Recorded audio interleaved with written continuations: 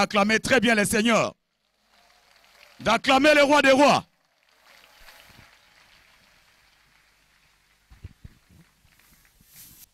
Je ne connais pas très bien la biologie et la médecine, mais un médecin m'avait dit que dans le DNA en français c'est quoi encore? ADN.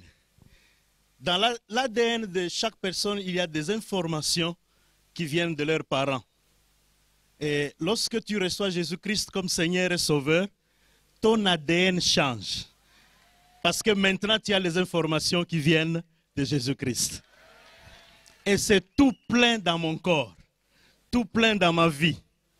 De sorte que j'ai même peur que si on fait mon ADN, on risque de se demander qui est le père de cet enfant. Parce qu'en réalité, mon père maintenant, c'est Jésus-Christ. Il y a aussi que dans mon ADN, il y a des informations sur le Full Gospel.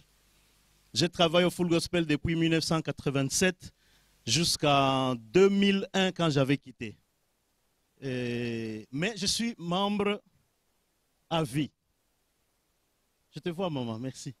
Elle a déjà chanté plusieurs fois dans notre église aux États-Unis. Tu te rappelles, n'est-ce pas? Ça marche? Ah, ok. Il y a le Full Gospel, de sorte que dans notre église aux États-Unis, d'abord la devise c'est « Sa bannière sur nous, c'est l'amour ». Quand vous entrez là-bas, c'est du Full Gospel du début à la fin. Des témoignages, c'est vivant, c'est la vie, c'est le Full Gospel. Je vais vous donner quelques témoignages de comment dans notre église nous avons vu la main de Dieu. Cette année, par exemple, nous avons des conventions comme dans le Full Gospel chaque année. Et notre thème de la convention cette année, c'était le ciel est ouvert. Et nous avions fait des déclarations de sorte que de quelques membres que nous avions dans une petite église, Dieu nous a bénis avec une grande église qui peut contenir plus de 500 membres. Et nous sommes en train de prier pour que le membre vienne. Notre église a une sorte de particularité aussi, un peu comme le Full Gospel. Ce sont les nations qui sont dans notre église. Nous avons toutes les couches, les Béninois, ma trésorière s'appelle Yvette Ouadreago. Oui, j'ai du mal à prononcer ces mots. Ouedrago. Voilà, je lui dirais que j'ai trouvé mon frère au Congo qui a le même nom. Et donc toutes les nations sont là. Toutes les nations, comme dans le Full Gospel. Mais je voulais ici dire quelques particularités que j'ai trouvées là-bas et que je compare à la société, la communauté congolaise, pas le Full Gospel, mais la communauté chrétienne entière au Congo, un peu pour nous aider. Une fois, nous étions en partenariat avec un pasteur nigérian, là-bas aux États-Unis. Nous avions pris des jeunes de son église et les jeunes de notre église. Mais pour la plupart dans notre église, c'était des jeunes francophones. Et qu'est-ce que nous avons remarqué? Les jeunes francophones, des Congolais, surtout quand ils viennent aux États-Unis, directement ils cherchent le travail et ils sont dans ce que nous appelons là-bas warehouse, des usines. Ils travaillent là-bas, ils sont contents. Dès qu'il a son premier salaire, comme là-bas on paye par semaine, il achète ses vêtements, il est tout content. Il y a même un Congolais qui me disait, maintenant que j'ai l'argent, je vais corriger Bango par son habillement. Mais par rapport aux jeunes anglophones, ces jeunes-là avaient trois choses. Premièrement, ils allaient aux études. Deuxièmement, ils avaient leur travail actuel comme les autres. Mais troisièmement, ils avaient leurs propres entreprises. Ils étaient dans l'entrepreneuriat. De sorte que les églises anglophones sont bien. Les pasteurs sont contents parce que l'argent entre. Mais dans des églises francophones, il y a des problèmes. Les gens manquent de l'argent parce qu'ils n'entreprennent pas. Je crois que c'est la même chose quand je suis venu ici à Kinshasa. Les gens se plaignent, il n'y a pas de travail. Mais je voudrais vous dire quelque chose. Allez et agissez. Pas seulement spirituellement, mais aussi créer des entreprises. La deuxième chose que j'ai remarqué, c'est que les églises anglophones, américaines notamment, savent programmer des choses. Nous étions à une réunion de pasteurs, ce n'est pas vraiment une communauté, mais c'est les assemblées de Dieu. Et là, à cette réunion-là, nous avions réfléchi sur ce que sera l'Église aux États-Unis en 2050.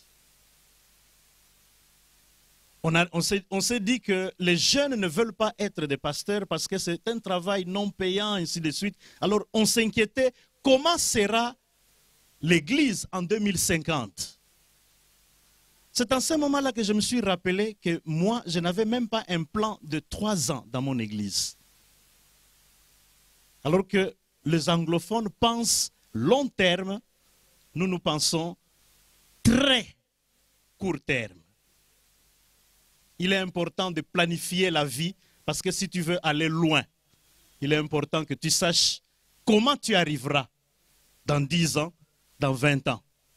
Ce n'est pas bon, même pour des enfants que Dieu nous donne. Si nous ne planifions pas, qu'est-ce qu'ils seront dans 10 ans?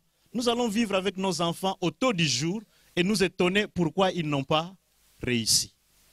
Il est important de planifier.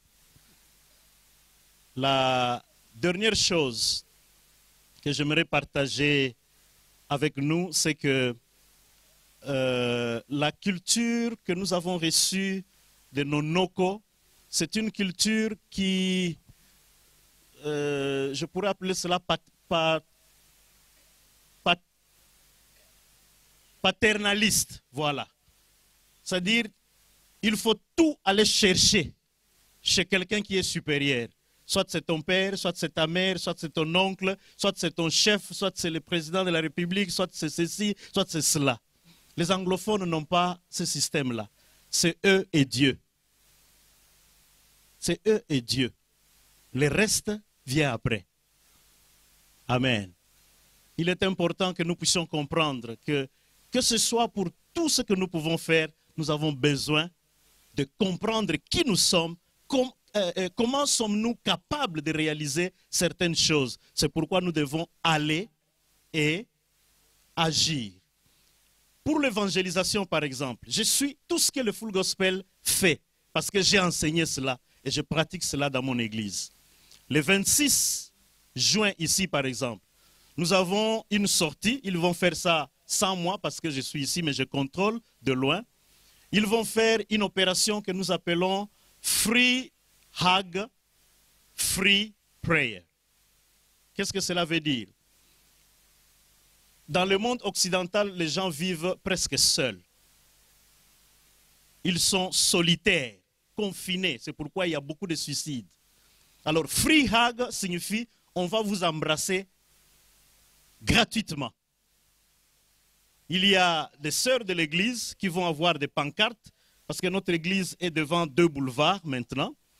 Et ils vont avoir des pancartes où on a écrit Free Hug. De sorte que nous avons déjà essayé ça une fois. Beaucoup de voitures vont s'arrêter juste pour venir prendre ces hugs-là. Parce qu'ils en ont besoin. Et nous allons profiter de cela pour leur parler de Jésus-Christ. Et Free Prayer, tout le monde a besoin qu'on prie pour lui. Même s'ils n'acceptent pas cela. Mais ils savent, toute personne sait que j'ai besoin que quelqu'un prie pour moi. Nous allons prier pour eux. Ils vont s'arrêter là, avec leur belle voiture, leur grosse voiture. Ils vont s'arrêter. Et là, nous allons profiter pour leur parler de Jésus-Christ. Pourquoi? Parce que nous voulons remplir notre église avec plus de 500 membres. Vous aussi, allez trouver des stratégies pour amener des âmes à Christ. Mais trouvez aussi des stratégies, faites des plans pour vous enrichir, parce que l'Éternel a besoin de cet argent. Que Dieu vous bénisse.